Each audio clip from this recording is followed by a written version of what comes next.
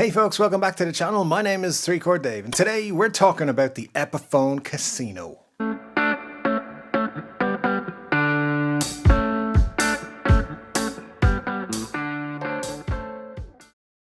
Yes guys, once again we're going to talk about the Epiphone Casino, or the ES230TD as some people might know it as. Of course, there is also ES220T, which we'll talk about in a little bit, but we're going to talk about the original Epiphone Casino and how it came about. And if you don't mind guys, please do hit that like button if you like this video. It will really help me out. This is a new kind of video for me, just talking about the history of one particular guitar model. If you like it, I'll make some more. If you don't like it, well, that's fine. I won't make any more, so whatever. But also, if you could hit that subscribe button for me as well. YouTube is telling me that over 90% of the people who regularly watch this channel are not subscribed, so it would really help out if you hit that subscribe button. Not only for me, but also for you, because then you'll know and you'll never miss a video. So anyway, let's get into it. The ES230TD, or the Epiphone Casino. What is it and where did it come from? Well, I made a video a few weeks ago about the brand new Epiphone USA lineup, which includes a casino. Now, the sticker shock of seeing a $3,000 Epiphone really hit me, and I was like, what's going on here? But some people are really happy about the USA made casino lineup being there. And listen, good for you. If you like it, awesome. I've nothing against you or people who enjoy these guitars. In fact, the Casino is a wonderful guitar and it's got a great history. But if you do want to check out that video, it'll be up in the cards up there and you can have a look. But watch this one first because it's probably a better video. Subscribe.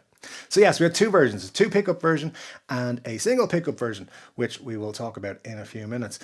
Famous players of the Casino, well, all three members of the Beatles had an Epiphone Casino. That tells you everything you need to know, I think.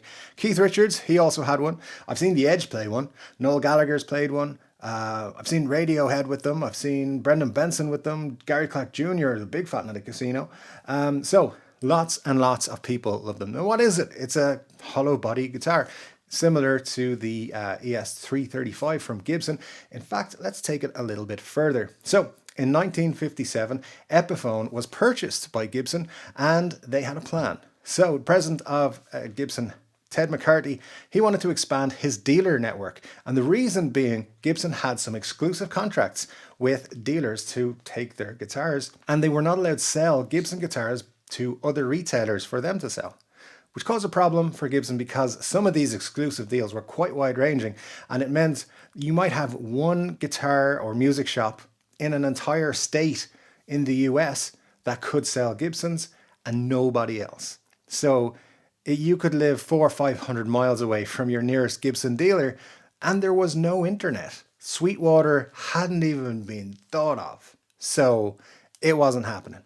So they couldn't get out of these deals, and they were long-term deals. So Gibson had purchased Epiphone, and Ted McCarthy's idea was, we can make the same guitars, but put a different branding on them. They're no longer Gibson guitars, hence we can sell them in other retailers.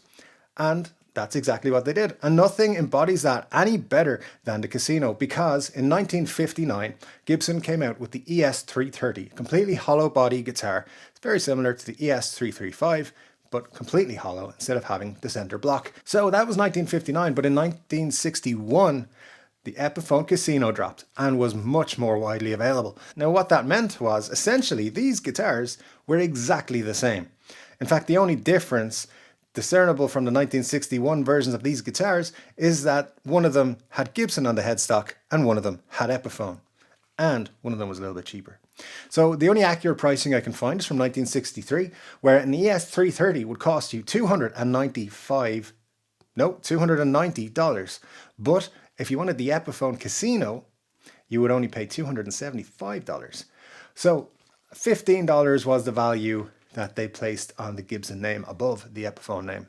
Now there was various choices you could make, different color finishes and different appointments, different hardware that would make the guitars a little bit more expensive or a little bit less expensive, but $275 and $290 were the base prices. Now in my video a few weeks ago, somebody mentioned in the comments that they didn't know why I kept saying Kalamazoo headstock. So I just want to point out that the 1961 Epiphone Casino came with what is now referred to as the Kalamazoo headstock. So if I just put up a quote here, this is from the Guitar World release when the Epiphone NAMM 2020 show came out, and these were the big things at the time. And one of the big standout announcements they made was the return to the Kalamazoo headstock. Now, and that's purely why I keep talking about it. That's what's on the new USA headline, or the new USA Casino headstock. So that is simply why I refer to that. So just in case there's any confusion, wanted to clear that up. Now, we can also see in this picture here, there's a young fella called Paul, and he's playing his Epiphone Casino. It's a 1962 Casino that this young chap had, and he has a Kalamazoo headstock on it. Now, he told his friends that these are awesome guitars, and his friends John and George also bought Epiphone Casinos, but they couldn't get theirs until 1965, and they have what's called the hourglass headstock. So that's more rounded at the top and more of a thinner kind of body. So those are the headstock options, and that, of course, so the hourglass one would have been more common. It was only kind of the early ones that had the Kalamazoo headstock, and now the new USA ones have it, and that's great. So the very early versions of the Casino had a spruce top, and it had maple back and maple sides, and that was it. And that was the same as the 330 as well. Now, they changed that later in the production run though, where it had a five-piece laminate on top, and then the maple back and sides. So you had maple, birch, and maple on the top, and then of course maple back and sides. These guitars, of course, came with two dog-ear P90 pickups. And you know how I feel about P90 pickups if you've watched this channel regularly. I love them. I think they're the greatest pickups of all time. So it was great that they came in the Casino. Now there was also, as I mentioned earlier, another model of the Casino, the 220 T. T for tin line, and if there was a D there, it would be dual, as in dual pickup, but T is for tin line. And yeah, the 220 had a single pickup in the in between where the bridge and the neck pickup would be on a regular guitar. So those were the two options that you had. Single pickup ones obviously come a little bit cheaper on the second-hand market. You can pick them up now for somewhere around late $3,000 to early $4,000 mark. So, you know, they're not that expensive compared to the almost $3,500 brand new Epiphone versions, which, by the way, the Epiphone USA versions, the top on those is maple, poplar maple, and a 3-piece laminate, which I'm not sure. I think that's the first time that's been done on a Casino. But let me know in the comments below if you have heard otherwise. These are amazing guitars, and that is probably why there are many options for you out there if you want to purchase them on the market today. So of course there are many options for Epiphone Casino purchasers at the moment. So late last year, Epiphone brought out a Chinese-made version of the Casino, and people were very excited. Some really interesting and nice finishes. I like the olive finish myself, a drab olive. Looks really cool.